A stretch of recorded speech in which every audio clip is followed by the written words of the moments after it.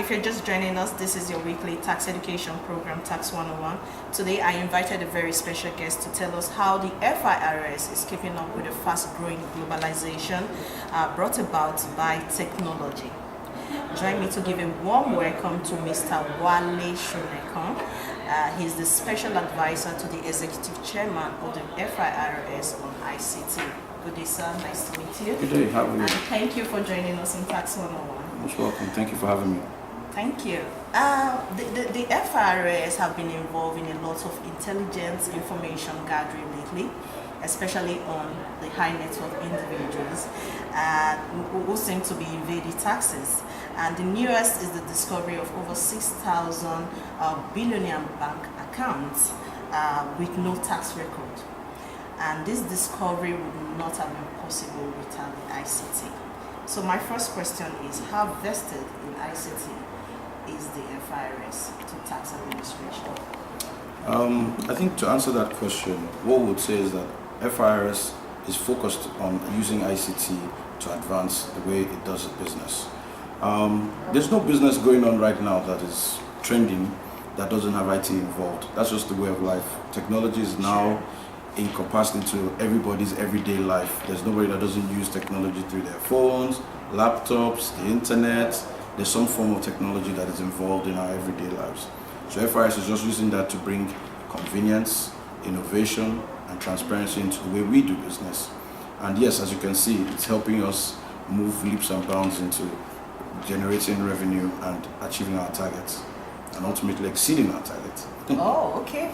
Well, a lot of stakeholders still believe that the biggest challenge tax authorities are having is the inefficient system of tax collection. So how is the ICT helping to curb this challenge?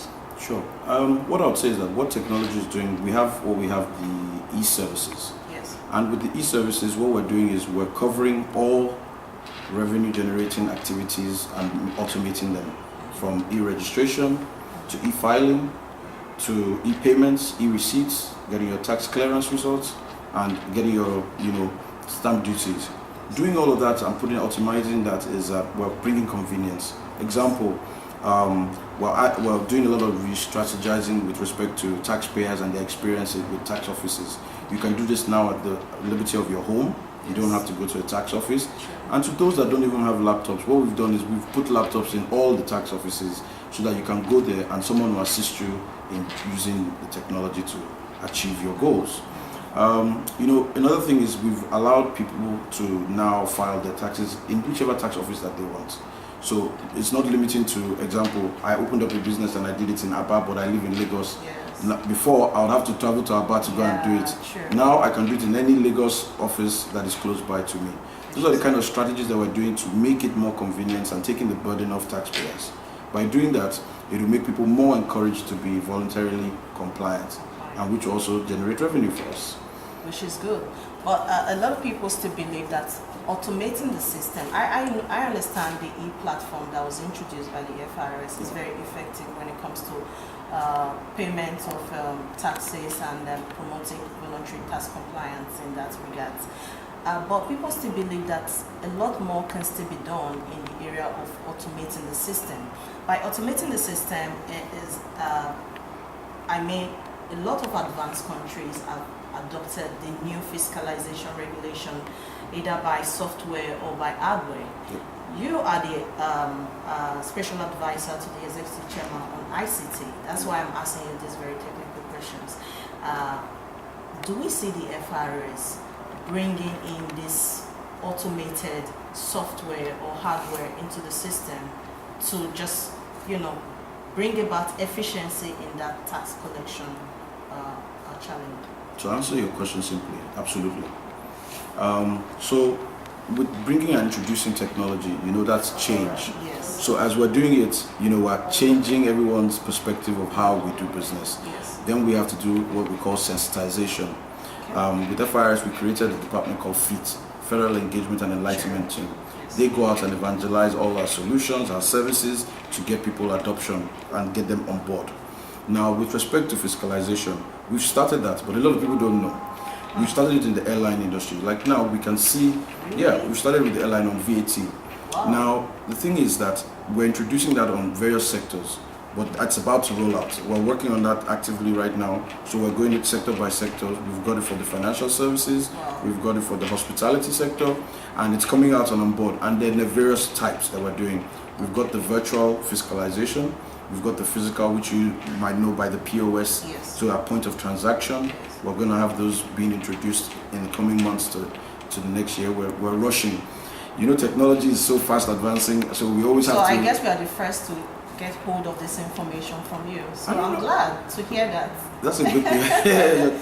Yes. What I can say is that FIRS is working tirelessly in order to achieve different things to engage the general public and to satisfy their demands. And that's a continuous thing. And we're ready and we're poised to continue to use technology to advance that. Fantastic. We are glad that FIRS is looking in that direction. So the e-service platform, which is already in use by taxpayers, how effective is the platform in terms of creating the ease of doing business for the taxpayer so far? It's very, very effective. But I want to sit down here and tell you that introducing new technology has no challenges. There are challenges, and part of the challenge is just adoption and getting people aware of the new changes, introducing it to them, getting them comfortable with doing things like that. You know, a lot of things is the culture around compliance. You know, most people feel, oh, I have to talk to somebody for me to get this done. I have to use that. And it's just to show them that the added convenience that you can control your tax position. You go online, you fill out, put out your username, get your password sent to you by FIRS, you file your taxes, you get your receipts sent to you, you're in control of, it puts the users in control, the taxpayers in control. And often, that's why I always evangelize more about information. Because people think, oh, it's technology, technology is very complicated, but really it's information. If people know that there are so many things and ways in which can help them, it will be better, compliance will be better, things will be improved. I'll give you an example. On our website, we have a step-by-step guide to do every single thing of e-services. But most times people don't know that. They just keep asking me, hey, what is your technology? How do I use it? Go to firs.gov.ng. It says there, step-by-step e-services, step-by-step guide. You can even print it, so you hold it. What that also does is it builds transparency and confidence in FIRS. It eliminates the middleman who will give you a charge for no reason. You know, when you know that, okay, step one means I should log in. Nobody will come and tell you to log in, come and pay 20,000 naira. Exactly. You know that it's free. Yes. I went to an engagement and somebody was telling me a tin, they paid 100,000 naira for a tin. A tin is free. So that advocacy to educate people on what's available to them is what is more important than even the technology is the benefit from behind. But what's first is key is the information available. So exactly. I guess that comes into the ICT, information, communication, and technology. And technology. That information is very key to a lot of people, because even on our platform on social media as well, we see a lot of people come onto us to ask questions on how can we register, how can we get our TIN numbers, and we keep referring them to go to firs.gov.ng and just follow all the simple steps. Fantastic. But you know, people keep, so I agree with you, we need to put more information out there, sensitize the people, and then that will continue to ease the burden on both the taxpayer and the tax authority. We'll go on a short break, and then when we come back, I'll be asking you more questions on ICT. Thank you. You can join this conversation by tweeting at us at NGTax101. We'll go on a quick break and we'll be right back. Welcome back. If you're just joining us, you're on to Tax 101, Taxpayers Education Program, and today we are discussing the role of ICT in tax administration. My guest is still Mr. Wale Shonekan, the Special Advisor on ICT to the Executive Chairman of the Federal Inland Revenue Service, the FIRS. So, Mr. Wale, in terms of efficiency, has the incorporation of ICT helped to reduce the cost of tax administration for FIRS? I would say yes. The answer to that is you use two words that are very, very vital. Efficiency, and you use the other word, which is what? Cost effective. Yes. When we try to make new strategies, we try to look at cost. Is it efficient? Is it more cost effective? Yes, it is. You know, with the new introduction on ease of doing business in Nigeria, we had to make a lot of adjustments. You know, before there was a lot of cumbersome activities that engaged in someone, an individual or a corporate, getting their, doing their tax situation, getting their tax situations in order. Now with technology, one click, one form, we've sort of consolidated a lot of services into one. It's brought the things, services very, very effective and efficient. You get your tax clearance, you know how long it takes, 2 weeks. It's made everything very, very assembly-like. And I think with doing that, that is what we want to, strive for, is making it very, very easy for the taxpayer, taking off the burden from them, and easing off activities for us so that we can engage into our core business, which is generating more revenue, coming up with other strategies, audit process, and things like that. So the answer to your question in a nutshell would be yes. Yes, it's more cost effective. It is more cost effective. Both on the side of, in terms of, even in the human resources, the number of personnel that you put into the business has been reduced. So you really don't need a lot of human interface. I would say yes and no, but I mean, with lack of human interfaces, we've brought technology to add efficiencies.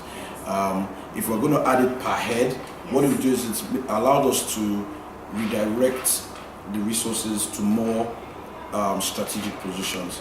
I mean, before we came, there was nothing that existed such as feet. Before we came and before technology was involved, there was no SA on ICT. Those kind of focus didn't exist. And with that, there was a lot of bottlenecks, should I say, in the process of taxation and revenue generating. And what this has done, it has made it more efficient. We see where our bottlenecks are. We're addressing things quicker and faster. We're more agile to the taxpayer and addressing their needs. And technology is definitely adding a little bit of, we've done some things in-house that has brought a lot of cost reduction for us. I would say the management of our IT hardware. We've done a lot of consolidation of services, people rendering us services, IT services. We've consolidated our vendors so that we can, streamline our service. There was a lot of redundancy. We've addressed that as well. So, yes, technology is making life a little bit easier for us. Which is a good thing. Thank you on that. Okay, so what is the FIRS plan, or rather the ICT strategy in addressing taxation of the digital economy? That seems to be a very huge challenge. It is a global challenge actually. We have actually treated it on Tax 101 when we invited the Anderson Tax to speak to us about the implications of digital economy to tax. And they actually mentioned a whole lot of things. And part of the things, solutions that they did mention was that the FIRS need to amend the tax law, and also that the FIRS needs to also be more ICT conscious in order to tackle. So the question is, in the area of digital economy or online transaction, is the FIRS looking in this direction? Yes, definitely. FIRS is looking at it on a number of ways. First, I'll take it on a maybe 2 to 3 point explanation. First point is, yes, FIRS is aware that IT is important. Digital economy is more important because it's a global phenomenon. Now, Nigeria as a whole is actually being more aware. CBN have created sort of a committee that involves FIRS, CBN, SEC, and various other agencies, customs, to address the digital economy and to just come up with a position as a country. What are we going to do? How are we going to address it? From online transactions to Bitcoin, cryptocurrency, all of that. So there's a committee that is already set up where we are coming up with a position and say, look, this is where we stand. We don't know it, we know it, or and this is how we want to address it going forward. That is on one side. On the second side, FIRS is going on the fiscalization, which we discussed earlier on. And on fiscalization, there are 3 parts. We've got the virtual, we've got the software, we've got the hardware.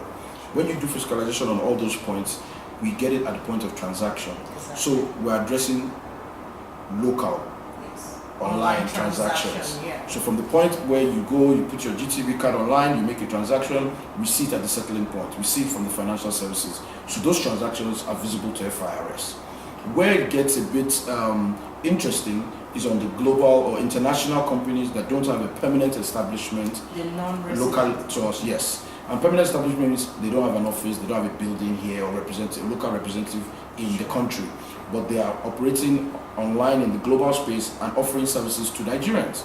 Now, with that one, to address that, FIRS, myself and the executive chairman and a few other executive directors with FIRS are involved in a committee at the UN, and the subcommittee is on digitalized economy. Wow. Now, here is where we are addressing and voicing our position as a developing country with respect to online transactions, with respect to business being done online in the global space, servicing Nigerians. So with that, what we're doing is, I would say that we haven't reached a conclusion yet, but it's ongoing. We are aware, versus when we had no clue or we had no visibility into it. We're voicing our opinion, we're stating our position, and the chairman is very, very, very, very, very delighted that we're in a position where we're trying to address this issue and get Nigeria's funds back to Nigeria. Yes, that is very key to our national development, because I know that a lot of revenue is actually leaking through those means, and I'm very glad to hear that the FIRS is already looking in that direction. So we wish you well. Thank you. And we hope a lasting solution comes out from these many meetings and strategies that we're coming up with. So on a final note, I would like to ask, are there any challenges that the FIRS is facing in regard of this ICT, incorporation of ICT into tax administration? Is it very challenging? Yeah, well, I wouldn't say it's very challenging. Every new and innovative thing has its challenges. Yes. It's very busy because we're in interesting times. Everybody is evolving, everybody's IT savvy to a degree, and we are trying to advocate this change in the country. Advocating that change means there's going to be a lot of sensitization, a lot of hand-holding, a lot of shadowing, a lot of education. So with that, introducing IT is one thing. Getting everybody educated and comfortable with this change is another. So FIRS is in the position of marrying those two with the economy, with the citizens, with the taxpayers. And I would say that is where it's keeping us busy. It's an interesting time, it's engaging. We have a lot of stakeholder engagements to enlighten the public. We have a lot of initiatives that we're doing in order to address what we're doing, educating them on where we're going. This avenue where we're talking about it, we're constantly informing the public, engaging in meetings.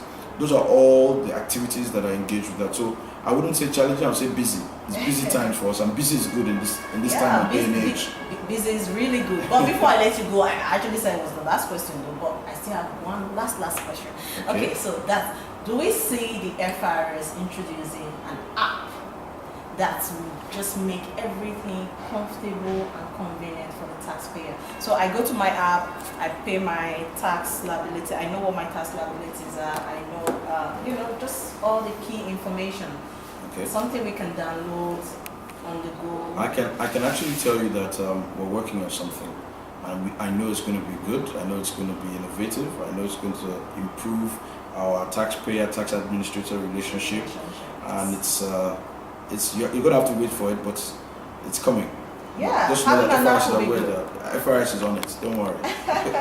It's in the works. Thank you so much. It's been a delight having this conversation. Thank you for having me. Thank you for coming on Tax 101. Today, taxpayer, we've been having a conversation with Mr. Wale Shonekan. He's the special advisor to the executive chairman of the Federal Inland Revenue Service, the FIRS, on ICT, and he has actually touched on some very key inside information as regard ICT on tax administration. So I thank you very much for joining us. And I thank you for having me. I hope we invite you again. You would come. Anytime. Thank you. So taxpayer, it's been a delight.